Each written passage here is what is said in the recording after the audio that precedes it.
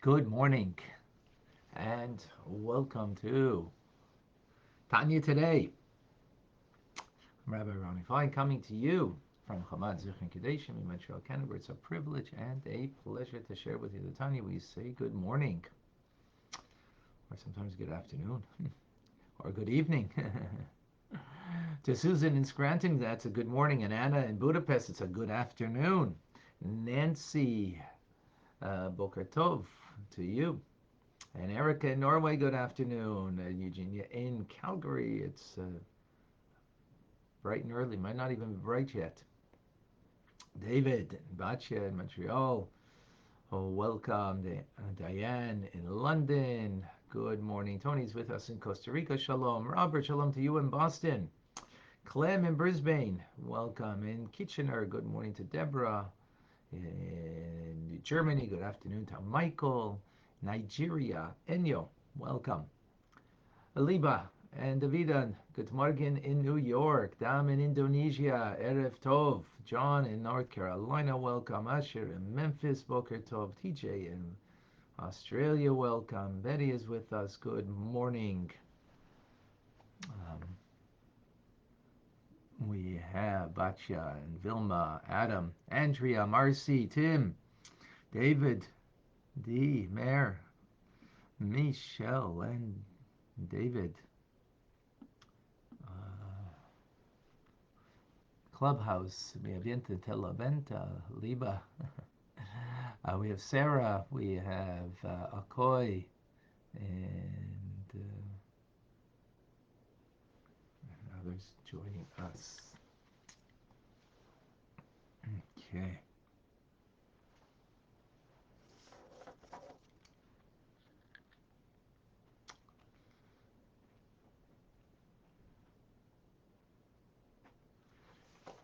We begin today the 16th letter.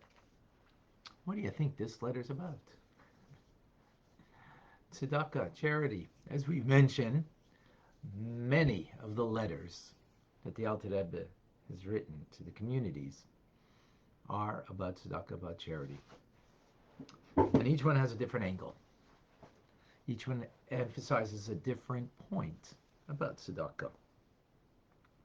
This one is, I must say, as some of the others, very demanding, very high-minded.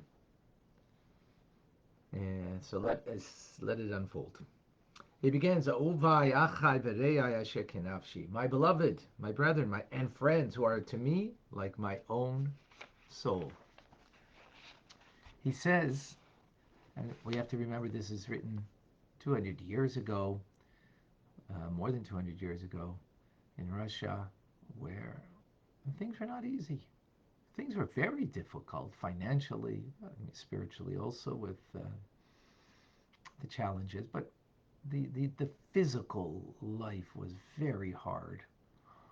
So the Alter Rebbe says, and this is a letter written to a particular community, it seems, that the hardships of the times are not hidden from me, that earning a living is on a decline, and there are those who don't have any providers at all for their home. Not work available, not for the husband, not for the wife. And they literally have to borrow money to eat. And for some people, they have that problem. And says, may God show compassion and bring them respite from their difficult straits. Nonetheless, the Alter Rebbe says they're not acting rightly upon their own souls. From the reports that he hears, that they have a closed hand and they're not giving. Being that a person needs to give with a generous eye to satisfy the needs of those who are literally destitute. Now, I guess there's difficulties at times that maybe you need to borrow money, and there's difficulties when you are really destitute. And here the Alter Rebbe is, without saying, making reference to those that if we don't help out, who will help them? Speaking about those living in the land of Israel who were completely destitute. Just some historical background. The Ottoman Empire then in control of the Holy Land. And interesting to note that when any non-Jews had control over the Holy Land, things were horrific there. They were, the land is really a rocky terrain. It's not, luscious fields and irrigated by the Nile River like in Egypt, um, depending on the rain from above. And things were desolate. Things didn't grow. Things just were really extremely difficult. And as the Alter Rebbe says, if we won't have pity on them, who will? Okay, that is the I know the first point that the Alter Rebbe says. Then he goes into a halachic discussion. The verse says in Leviticus, in Vayikra, "V'chai achicha imoch," that your brother shall live with you. So the Talmud, there's a lot of discussion on this particular verse in many different angles, but here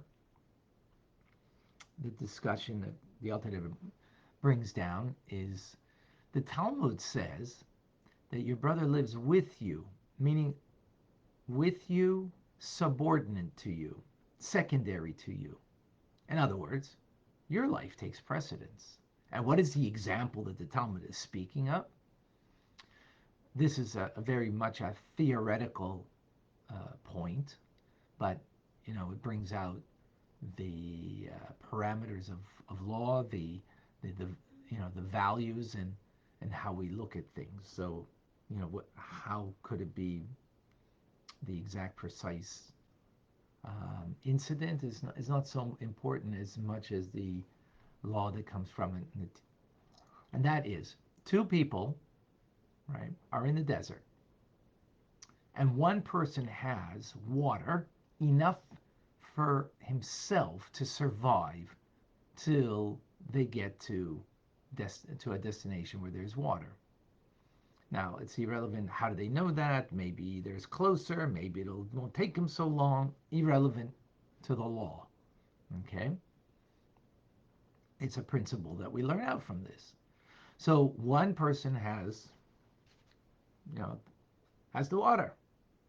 The other person has nothing. So what do? You share the water. If you share the water, then what will happen is the person who has the water is going to die because it's not enough. Again, how do you know that? That's irrelevant to the point over here of the principle that we're learning. But the fact is that this person is going to die if he only has half of the water because he shared it with his friend. The halacha is, based on this verse, Chai achicha imach, that your brother lives with you. Not with you means subordinate to you, meaning second to you. In other words, you live first and then he lives. So if you only have enough water for yourself, you don't share it. Because if you do share it, then that will be tantamount to committing suicide, in a sense, right? That's the halacha. That's the halacha. So the Alter Rebbe is bringing this down, and he's saying this principle that we learn, that if you have that pitcher of water or that that bottle of water in your hand, and it's enough for you, that your life takes precedence. That's the point. Your life takes precedence, right? But the Alter Rebbe says, very important, what the Talmud is teaching us is over here is your life takes precedence only when there is an equalness between the two of you. Both need the water. You both need it.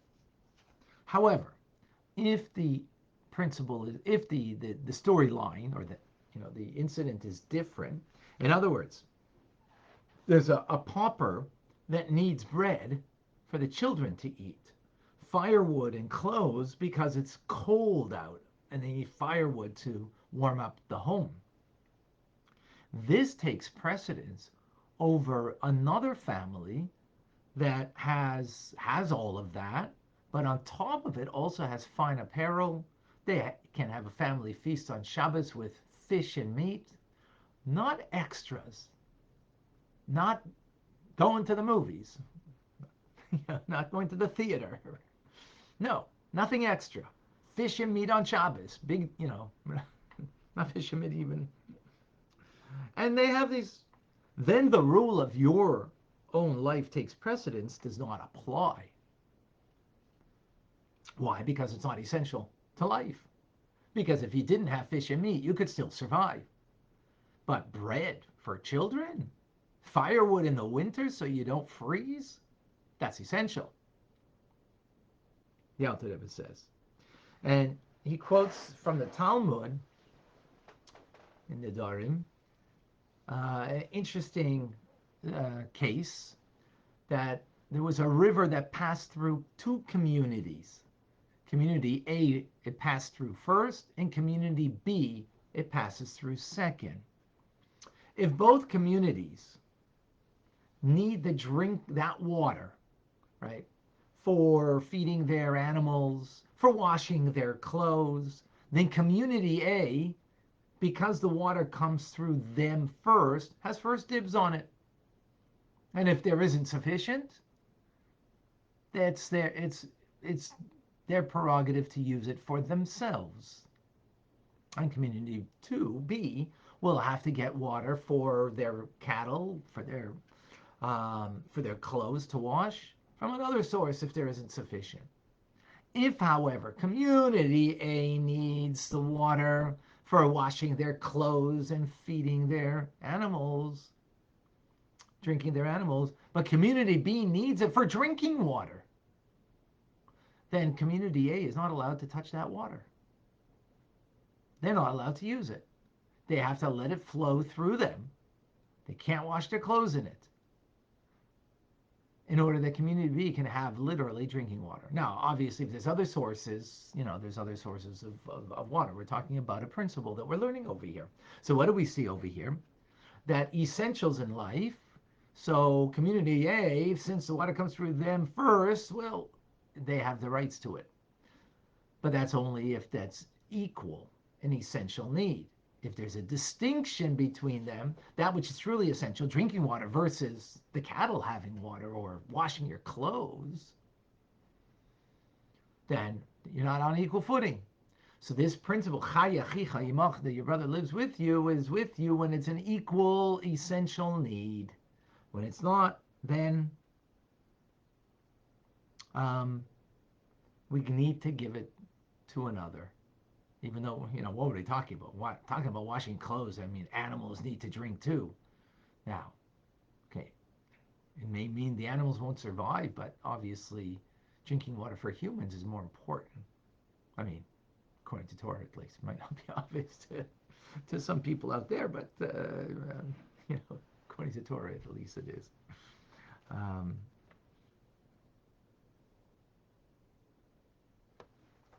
Okay.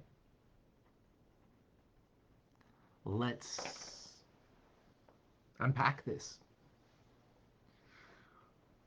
This principle, this teaching. First point that the Alter Rebbe, who's sensitive, he knows what they're going through. And in tomorrow's class, we're going to go into more details of why they should give. Here now, he just based on halacha. Then he's going to go into much more deeper personal things besides Jewish law. That's what we learned today. We're going to go further tomorrow. But what we did learn is the sensitivity that the Alter Rebbe has to Chassidim, the families, and the difficulties they're having. But yet, tzedakah is so important. So important that even when you are borrowing money, you need to be there for others. Even when you're having a challenge and you can't make ends meet, think about what you have versus those that don't have, and therefore should be giving. Furthermore, the fact that I have essentials and others don't By the way, that doesn't mean the beggar on the street corner. That's not what it's a reference to. That you have to make sure that he's dressed the same way you are or has as much food as you do. Doesn't mean that. Um, but it does mean people in your community that you have a responsibility to. People that live in your particular community. Now, beggar on the street might also live in your particular community. But anyways, um, and I mean, of course we should help out, no question. In any case, but the sense of responsibility is just because I can and I have, so I want to have what I want to have. Jewish law makes us so responsible for another that even though I have and I can have a good life, um, and it's not to say that, in this day and age we're not as 200 years ago, the Alter Rebbe's Chassidim in Russia and the difficulties they have, nothing compares to that today. Poor people today have iPhones. Um, and plenty of Coca-Cola and chips to eat. Maybe not healthy things, but in other words, there's a very big difference. Yet there is a sense of very deep responsibility that we have. This is a Jewish law for the Jewish people, and the responsibility that they have for each other. We also have a responsibility for non-Jews, but not to this degree. And let's be quite frank and honest, this law doesn't exist anywhere else, that you have to this kind of degree of responsibility, that you forego, things in order that others should have. That's a pretty deep and, what's the word? A deep responsibility. A deep responsibility. Pretty powerful. Pretty powerful idea. Let's take some questions. Let's take some discussion.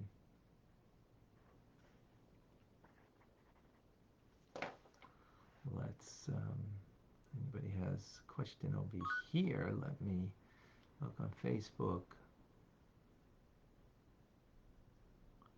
See any question? 2 question marks, and then ask the question. I see that Davida has. When my father was in the Holocaust, he stole a small loaf of bread. When he went to eat, he saw faces of fellow Jews. He couldn't eat the bread. He divided it up and he gave it all the bread away to all in need. He didn't take for himself. Was that wrong? Good, excellent question, Davida. It's a real good question. Was that wrong? So there's much discussion about that because there's another opinion in the Talmud. There's actually 2 opinions. And one opinion is that you could share, should share. That's not the halacha though. Halacha is that you should keep it for yourself. So there's discussion. Are you allowed to go beyond the letter of the law and share with another, even though that could mean you're, ending your life? So in practicality, right, do we know that if I'm going to share, that I'm going to lose, that I'm giving up my life? You don't know that, right? You don't know how much bread do you really need in order to survive. You don't know. So I would say that your father did not do something wrong. Your father is an amazing Jew. Holocaust survivor. No, that's wrong. Holocaust thriver. Who in the Holocaust has a small piece of bread, right? It was literally in the camps. Where tomorrow you don't know if you what's going to be.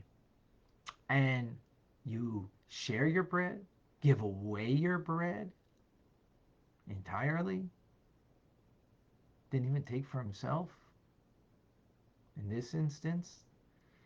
Wow, that's a very special person, as Mr. Zellickson is a very, very special Jew.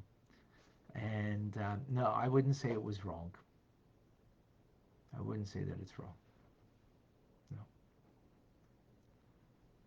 He's not obliged to do it.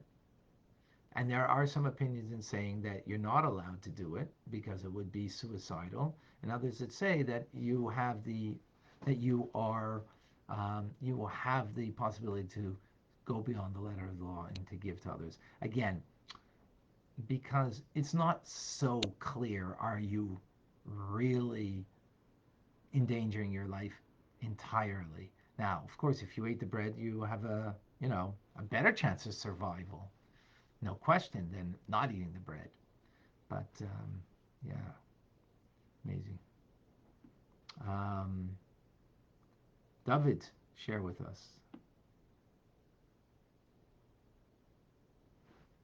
Yeah. So what I'm understanding is that for life, that takes priority from everything. So basically, um, if you have water and you got to take it for yourself, you're going to lose your life. Or you're talking about laundry and other things. Number one is we cannot serve Hashem if we're not around. We cannot do so. I believe that's ultimately the idea here.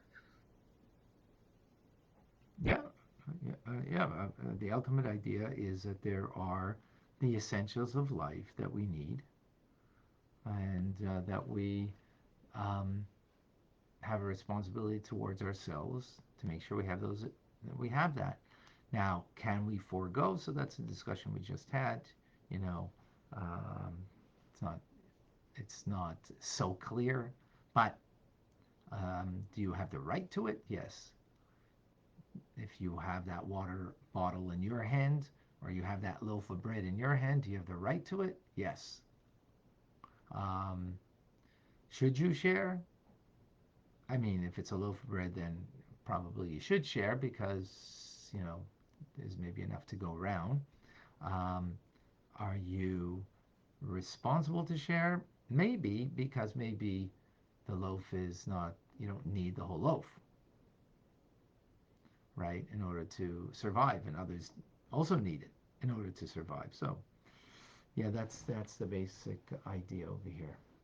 Asher, was the community sent by the Rebbe to live in Israel and therefore knew and felt responsible for them and followed their welfare closely? Do we know where they were in Israel? So actually, Reb Mendel Haradoker was a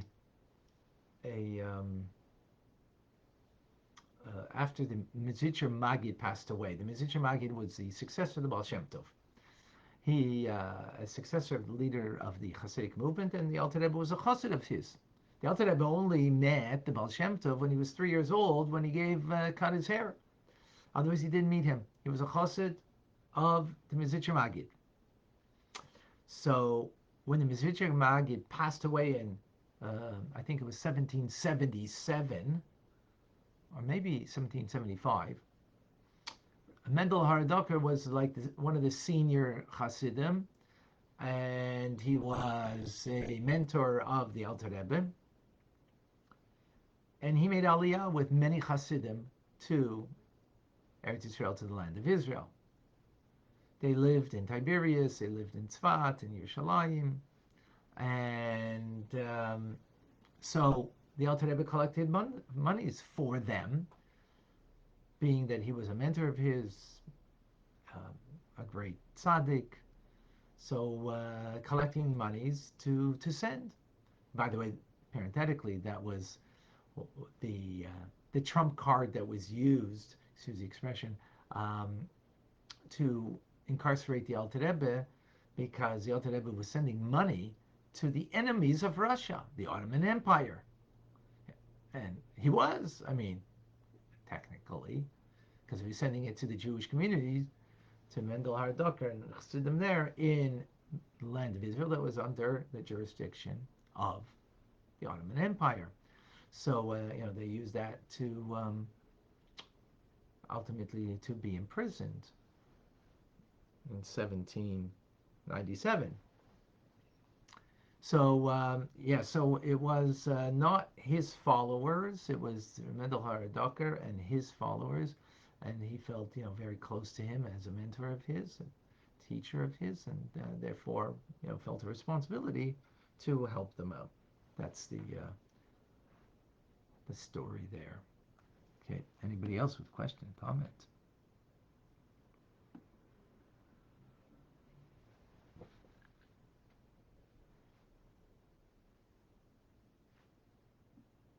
Any other thoughts? Everybody's quiet. Very quiet. By the way, a reminder, Rambam today learned the laws of divorce. Till now we learned the laws of marriage. Now we're going to learn the laws of divorce, 1245. Hello, Rabbi. I did have a question regarding Sure.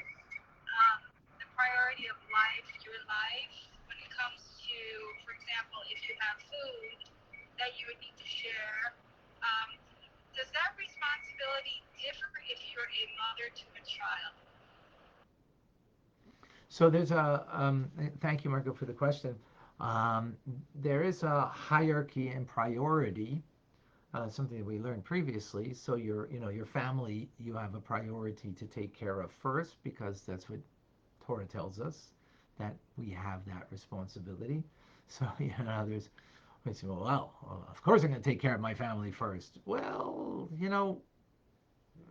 don't just do it because that's what you want to do, because maybe someday you won't want to do it, and do it really because that's what God expects from you. That's why He gave you the family, to be first and foremost responsible to them. So there is your children first and foremost, that you have that responsibility, absolutely.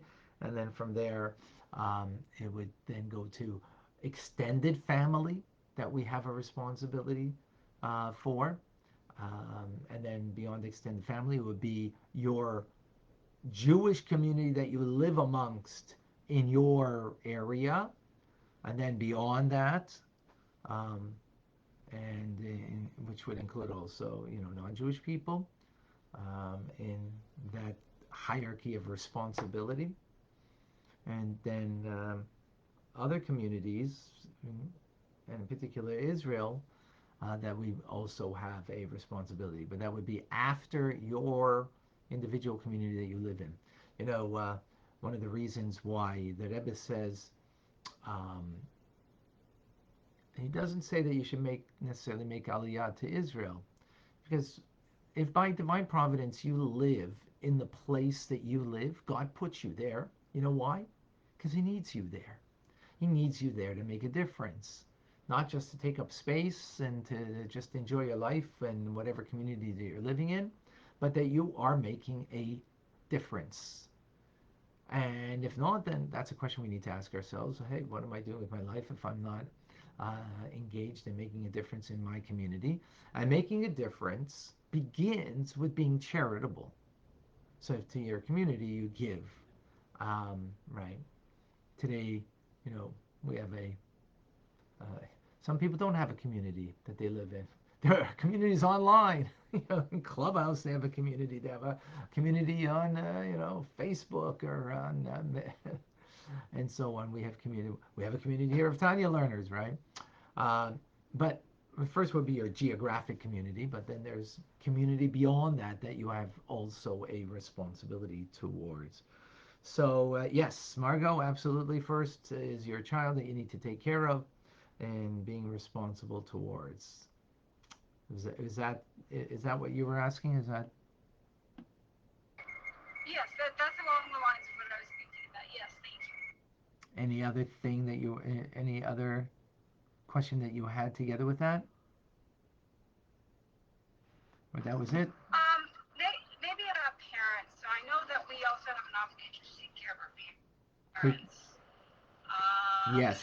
and I've always had the question about to what extent, and I mean, particularly, so if you've had a challenging relationship with your parents, where let's say a parent was abusive to you, um, maybe even abandoned you, to what extent are you obligated to take care of that parent? That's a very good question. Um, that's an excellent question. So Jewish law actually discusses, if you have, to what extent are you obliged, um, and also taking into consideration a parent that, you know, uh, has been, or it still is, maybe abusive. So those are finer details that need to look up in Jewish law. But also, it's not enough to look at Jewish law. It's a particular, each case is a particular, and what are the particulars of what is needed.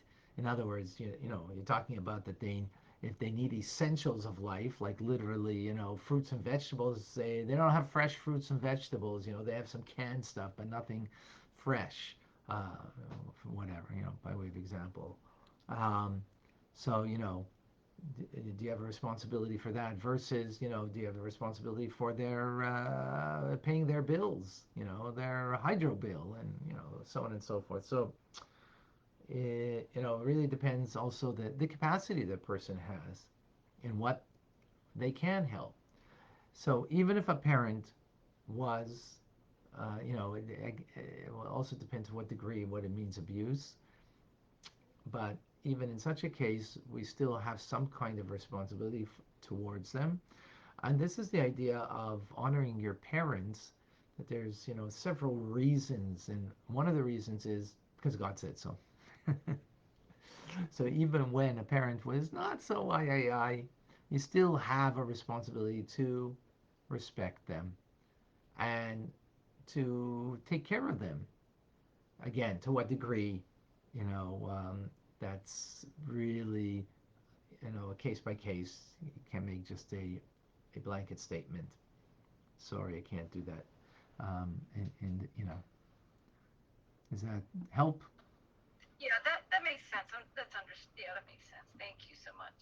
You're very welcome. Anybody else with a question, comment?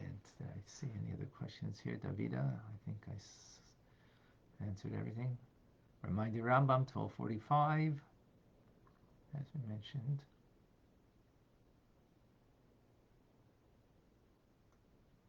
All right. Okay. If that's it,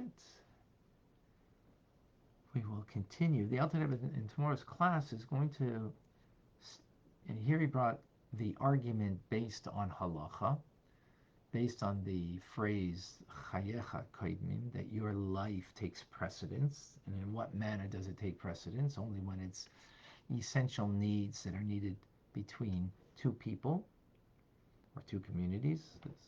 The story of the water and the river that flows through two communities. And tomorrow he's going to make other arguments that even when you are having great challenges, you should nonetheless be charitable. More to come. All right, folks. Um, as always, it's great to be together.